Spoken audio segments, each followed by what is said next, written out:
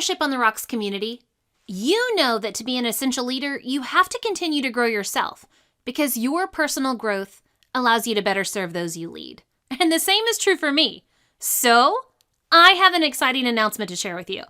I'm going to start bringing in amazing leaders from various industries as guests on the show to discuss and share their experiences, wisdom, and insights. Together, you and we get to learn from leadership coaches, authors, entrepreneurs, and experts in their field. So thank you so much for going on this leadership journey with me as we continue to become equipped and empowered as leaders to thrive in and create harmony between our professional and personal lives. Going back to that whole idea of being stuck, we often get stuck by the beliefs that we have because our beliefs determine our behaviors. And if I believe these negative things, I let them sink down into my soul and I behave in ways that don't help me see the positives. This is the Leadership on the Rocks podcast, where we equip and empower leaders like you to thrive in and create harmony between your professional and personal lives. I'm your host, Bethany Reese. And in today's episode, we're going to talk with the Unstuck Coach, Mr. Michael Stinnett, to learn about the importance of leading ourselves first before we try to lead others. So Michael Stinnett has 20 years in ministry and education, and he's using his drive to help people just have hope for their new career. And he works to help people find clarity to get unstuck and take their next first step. So welcome to the Leadership on the Rocks podcast, Michael. We're so glad to have you. Yeah, thanks, Bethany. So glad to be on. I love what you're doing and the way that you're helping leaders grow and stay focused on the things that matter most. It's wonderful. Thanks. So glad you're here. So I got to let everybody know that you and I are a part of actually two masterminds. One is focused specifically on leadership and one is about the coaching industry. And so for those of you listening who don't know what a mastermind is, think about it just as a collaborative group of people that are on the same journey that you're on and that you get together and share those ideas and you make each other better, right? You're not only sharing the ideas, but let me tell you, I have learned so much from Michael over the last few months in our mastermind. So Michael, tell me your thoughts on our masterminds. What do you think about them? I think what you've said, masterminds, is I am so fortunate to have been surrounded by people who are further than me in this journey, and I learn from them. And then I also have some people who maybe aren't as far as I am, so they're able to go with us and just, we are better together. And I've learned that from many years of thinking that I could do things on my own and those failing, that I needed people around me to make me better, to support me. And so building these mastermind groups or being part of these mastermind groups has been so insightful and helpful in my journey. I couldn't agree more. And I just got to say, you have the best one-liners. Whenever you get in flow of your thoughts of just, I don't know, but kind of here's what I'm thinking. And then you're going to spit out a one-liner. I'm like, wait, can you repeat that exactly the way you said it? Because I want to quote you. So you have a lot of insight. All right. So you have a really cool title. You are the Unstuck Coach. So I really want to know, where are you seeing leaders get stuck and how do you help them get unstuck? Yeah, it's a great question. One, I was toying around on LinkedIn with different monikers and I was like, oh man, I was so focused on trying to help people get traction and help people quit spinning their wheels and going nowhere.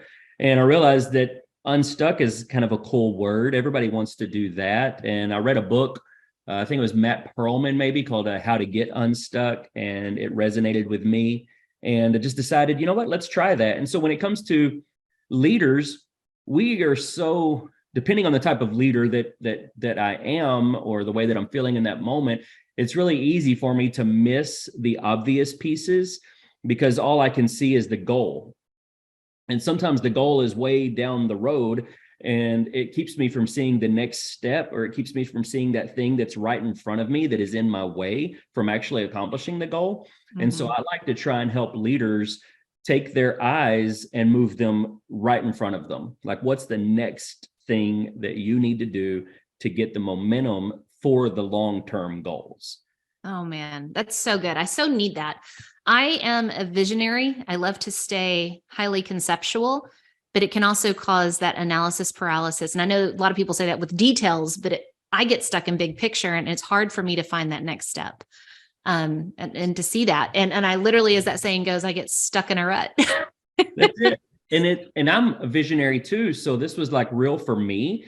It was so easy for me to get focused on where I want to be in 5 years, where I want to be in 10 years, that it was really hard for me to think about where do I need to be in a week? And how do I measure whether or not I'm making progress? Because my goal is 5 years down the road. And I didn't have a system in place to measure if I'm actually moving toward that. And I also realized sometimes in leadership that we try and take huge steps. And often those huge steps are too big for us to make. So we actually don't take any steps. And I wanted to help leaders, and I wanted to help myself break those big steps down into smaller pieces so that we could actually get some traction. And that's where the whole idea of getting unstuck. It's how do we take that next first step? Oh, that's just so good. And, think about most leaders, it doesn't really even matter, what industry people are serving in. They do talk about those big goals and those big targets and the outcomes that they want, but it's the day-to-day fires that keep us, one, we can lose sight of the goal, which is important, but we can also just feel so stuck in the mud that we can't figure out how to get unstuck. So as you're working with different clients, whatever the different industries that they're in, what's your first question to ask to help them get unstuck? Well, that is such a great question for you to ask me. It really depends on what I know about that person and the industry that they are in. If I'm, can I throw one out there? Yeah. Let's talk about education. We have a ton of teachers leaving education. So let's talk about hashtag transitioning teachers. So the first thing that I ask most of the transitioning teachers that I work with is, why did you choose education in the first place? Because I need to know foundationally, do they really want out? Or are they just in a hard season? Or are they just lacking support that maybe they could find the support, then they would find the energy to stay in the classroom because that's where they really thrive. So helping them figure out, why did you choose that? What's leading you to transition out? Because sometimes it's just that they're in a bad situation, or sometimes they just had a year of a lot of things in life that pounded them, and from all angles. And then others I'm finding are like FOMO, almost like these teachers are the fear of missing out. Like, every teacher on my hall has left and is going to some other job, and all I hear is how great their job is and how wonderful everything is. But it's probably a lot like an Instagram reel where I'm only showing you the highlights. Like, I'm only showing you the super tan that I have on my face from the beach, because I'm not going to show you I have dad beach body, and I'm not going to show you that picture. So I keep using the highlights. And so I see those things in teachers. I've had to actually work with several teachers to find a support system because they wanted to stay in the classroom. They just didn't know how to find support. Man, you made so many good points. I don't even know where to start, but I love the Instagram reel. I'm only showing you the tan, not the dad bod. I think we're all there and feel that one. You talked about going through a hard season versus, a bad situation versus, no, I really want something different. And I've asked that question a lot.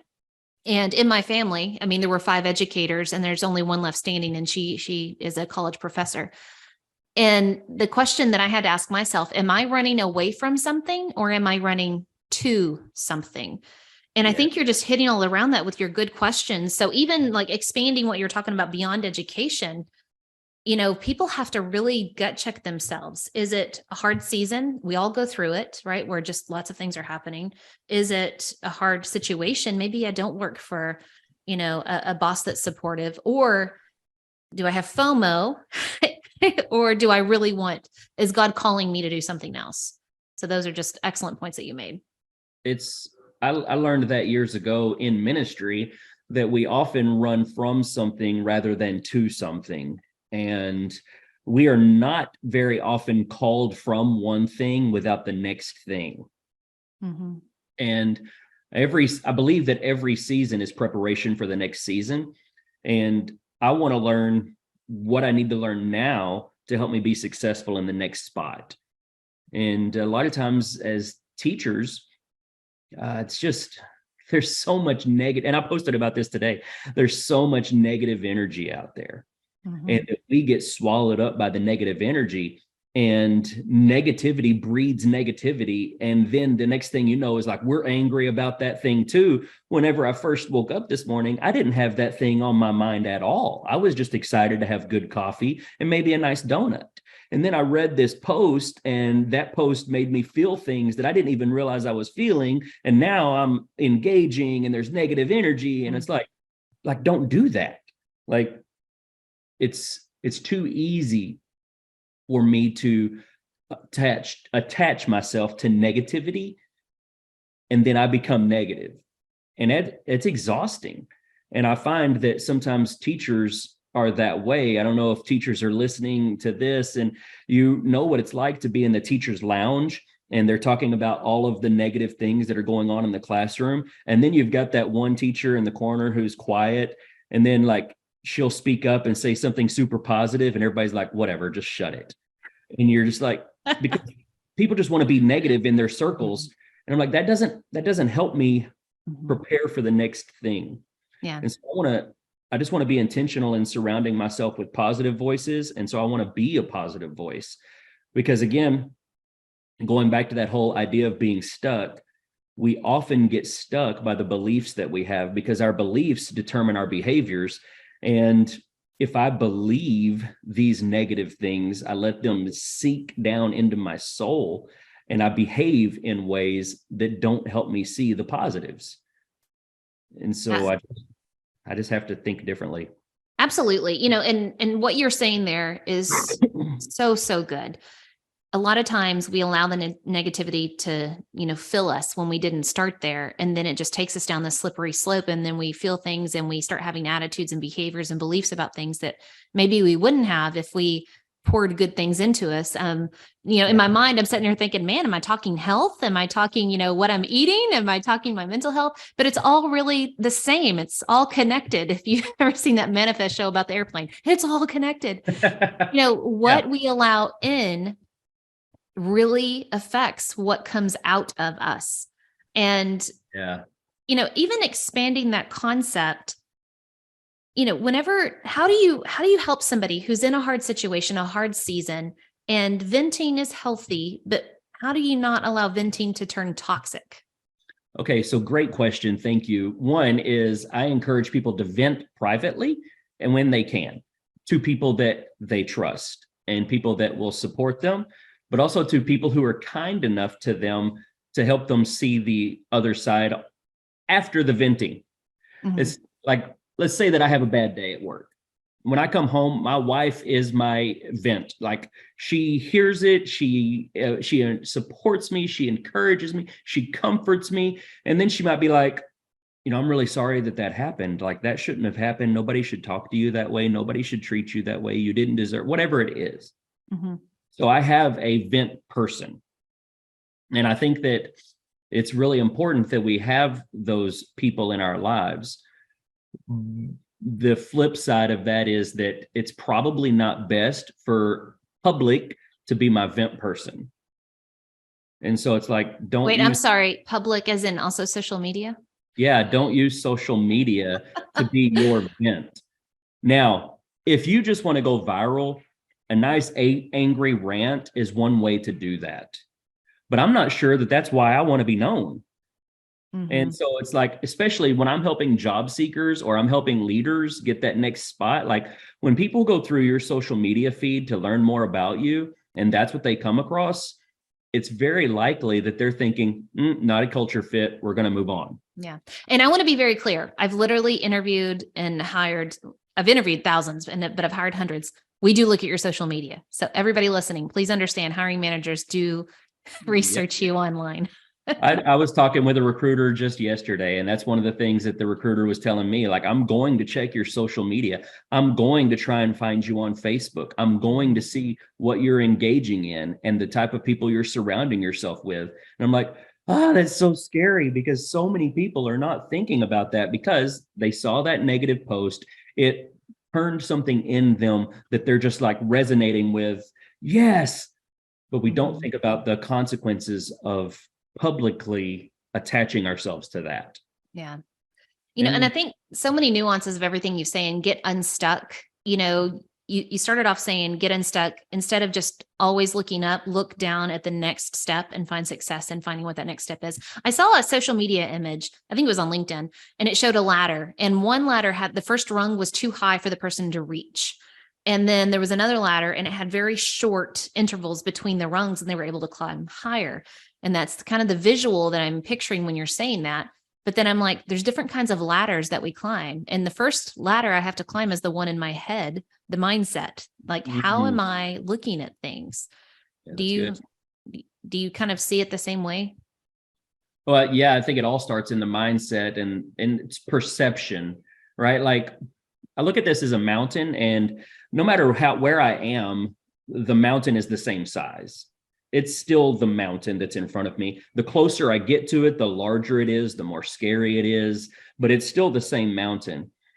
But in reality, like I can't climb that mountain if the next step is too far from me. So I'm going to have to find a spot where I can grab a foothold or a handhold or something that's within reach. Yeah. Now, often, Bethany, sometimes people like comfort, right? And so we want to stick to the easy steps. We want to stick to the comfortable steps, but we don't grow in that way. So I have to reach just outside of my comfort zone to actually get unstuck. That's why if you're stuck in the mud, your vehicle has to actually find some friction. Oh, that's good.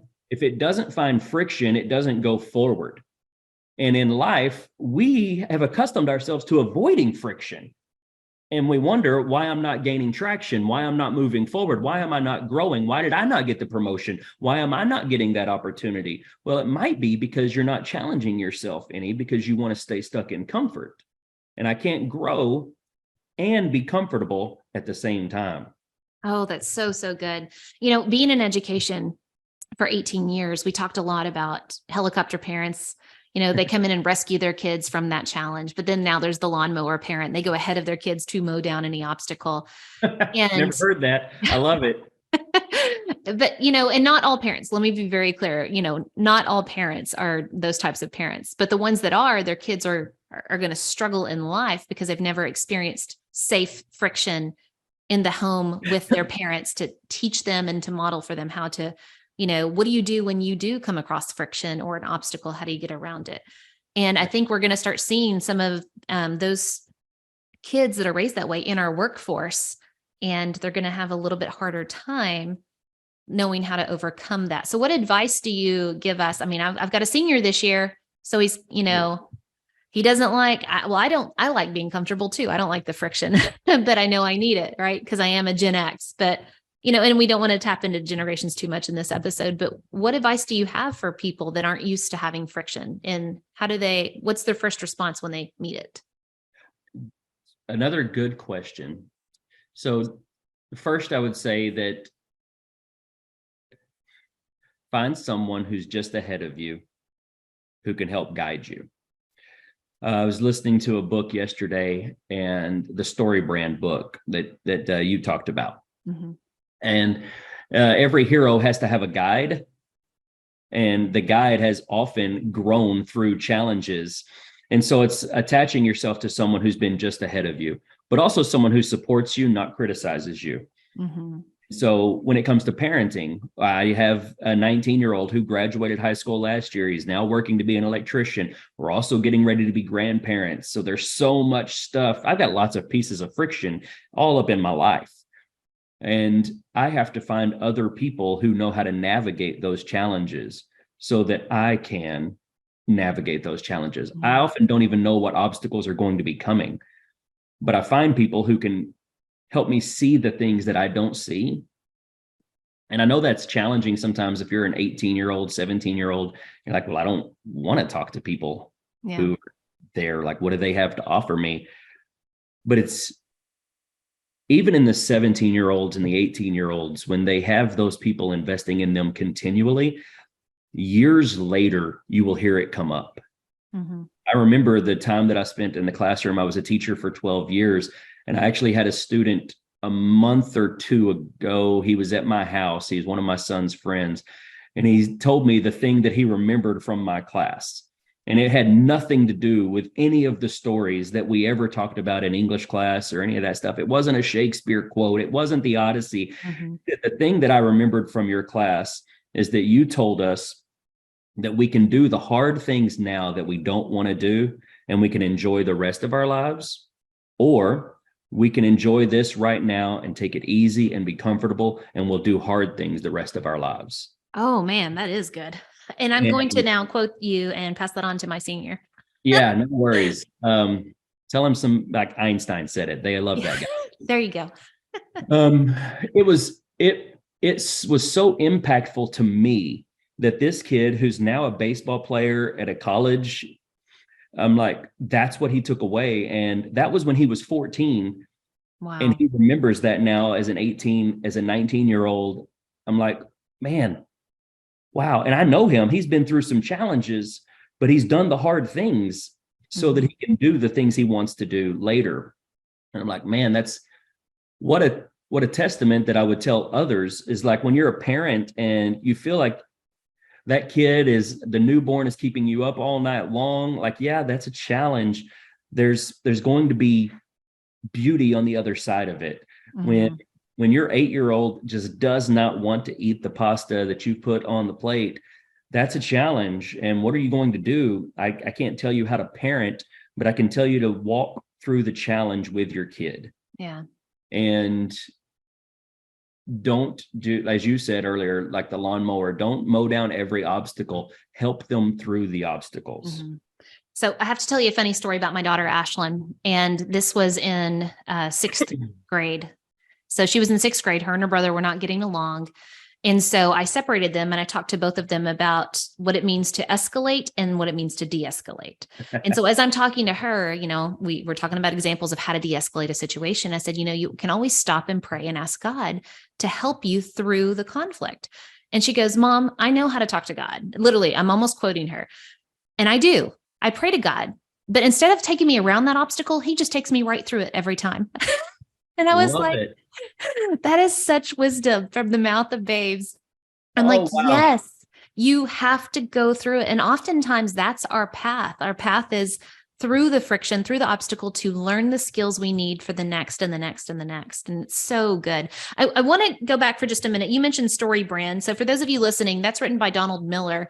And he's talking about whenever you're serving others, whenever you are in a position to serve, you are not the hero. You've got to understand that you're not the hero, you're the guide. Yeah. And he talks about Luke Skywalker was the hero, but Yoda was his guide. And so if you are in a leadership position and you are serving those that you're with, then you need to be the guide, not the hero.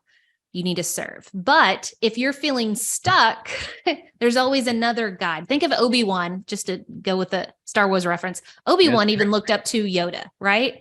Mm-hmm. And so, everybody can look ahead. But this also makes me think of Brene Brown. We have to be vulnerable in saying, I need help. I'm in uncharted territories. I can't see around the corner. So reaching out to someone who's just a step ahead of you or a couple steps and ask, can you help me? Can you help me get unstuck? It's so good. We have one of the cohorts that I'm a part of with some of the transitioning teachers that I've been able to work with. Someone asked, hey, I'm going to a networking event this weekend. What do I need to do? And one of the pieces of advice that we gave was find some people who are just ahead of you in the journey so that you can learn from them. Mm-hmm. And I was at the table last night with my son. He and his fiance came over for dinner. And afterwards, he wanted me to help him work on his resume. Turns out he wanted me to do it for him. I would not. I had him pull it up. I gave him some pointers, but I sat there with him while he did it because he needs to learn how to do that because I'm not always going to be available. Yeah. But if I can teach him how to do it, he will always be available to himself. Yeah. And often as leaders, we don't teach our people how to be available to themselves. We make them dependent upon us because if they're not dependent upon me, then how can I lead them? If they're not dependent upon me, then what happens when they don't need me? But I'm like, that's not what Qui-Gon Jinn did with Obi-Wan. It's not what Obi-Wan did with Anakin. It's not what, like, you just play it down looking at the Star Wars stuff, right? Is training them so that one day they didn't need you. And I think that's when it comes to like leaders, is I want to train people. I want to help people get unstuck so that one day they don't need me. Like once you're moving and you've got the momentum and it's carrying you forward, then you don't need to keep me around. Yeah. Like that's totally. It makes me think of John Maxwell. He talks about in the 21, I think it's the book, The 21 Irrefutable Laws of Leadership. I'm almost positive it is in there, but it talks about the lid of leadership. You know, whenever you are in a position of influence, you are the lid to the people that you are influencing. You know, if you're in a leadership position within an organization, you are the lid for all of those that you lead. Yeah. And so, you know, saying all of that, it's important that you always, like you're saying, look at the next step, find someone a step ahead of you, help yourself get unstuck. And by you getting unstuck, you are raising your lid, and that's helping everybody who you serve in that leadership position as well. So it just keeps moving that lid higher and higher. But eventually, like you were saying, you want to teach them to surpass you, because some people's lids are just so much higher than mine to begin with. Oh, me too. Like, yeah, step aside. Yes, please go ahead of me. Yeah. Now I'm going to learn from you. Go. Yeah. Again, think about all of the people that in leadership, that if we just give them the momentum that they carry forward and they do more than we could have ever imagined. But then how many people get held back by leaders who are arrogant, or by leaders who are just a little bit afraid of somebody looking better than them? Absolutely. And so the entire organization gets stuck. And so that's kind of one of the long-term goals for me, is to move into that organizational leadership where I help organizations get unstuck from leaders who can't see past themselves. Man, well, I believe it. You, sir, live up to your title, the Unstuck Coach. So, all right, I have a question for you. What, you know, in thinking about all of the knowledge, all the bits of wisdom that you've shared today, what are some true takeaways that our audience can walk away with and say, okay, if I am feeling stuck in my career, stuck in my job, stuck in, you know, parenting, doesn't matter. If I'm feeling stuck, what's something that I can do to get unstuck? Yeah, great. It's backwards design. It's look at where you want to be, and then work your way backward to the next step that you have to take to get there, and make that next step manageable enough, but challenging, so that you can actually do it. And then take the next step. My phrase is the next first step, because every step is the first step. Mm-hmm. And so that would be my biggest takeaway, is look at where you want to be, and then take the next first step that challenges you and moves you in the right direction. I love that. The next first step. All right. So I have a question, and anytime I'm doing an interview, I'm going to ask everybody this. You know, we are leadership on the rocks, and there is some pun in there about leaders being so stressed that they drink on the rocks. So what is one poor, P-O-U-R, decision that you would warn leaders to avoid?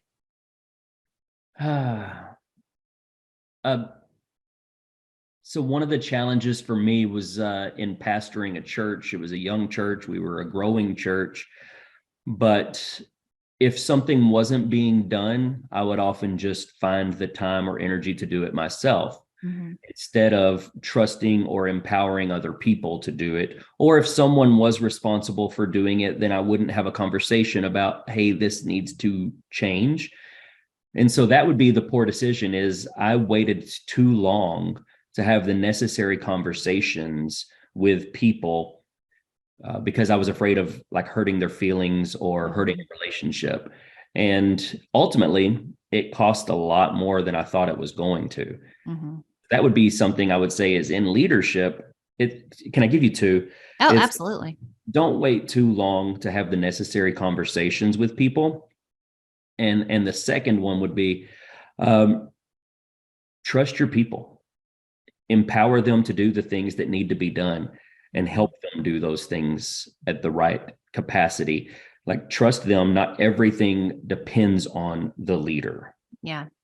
And now to add to that, because those are so good, understanding that whenever you trust people to go forward and make that decision, we're all human and we're not going to be perfect. So you can go in that with eyes wide open of, they may make a little bit of a mistake, and that's okay. It's a teachable moment, you know, help them get unstuck through that friction and overcome it. So that was so good. Thank you so much for sharing all of your wisdom. You really are the Unstuck Coach. So where can people go to learn more about you and your work?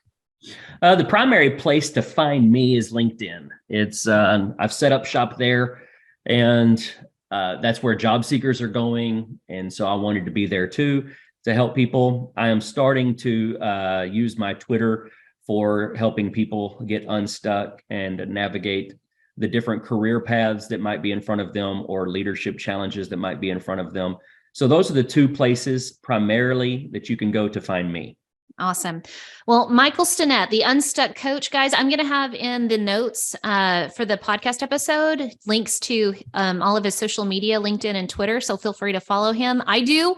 Again, I'm learning so much from him in my mastermind course. And Michael, thank you so much for being with us today. I really appreciate it.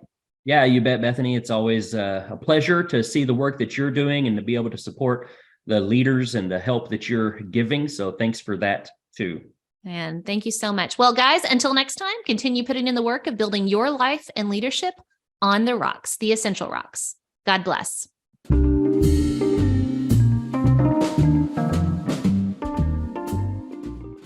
Remember, the most essential rock you can build your life and leadership on is the rock of Jesus Christ. Today's Bible verse comes from Romans chapter 12, verse 10b. Outdo one another in showing honor.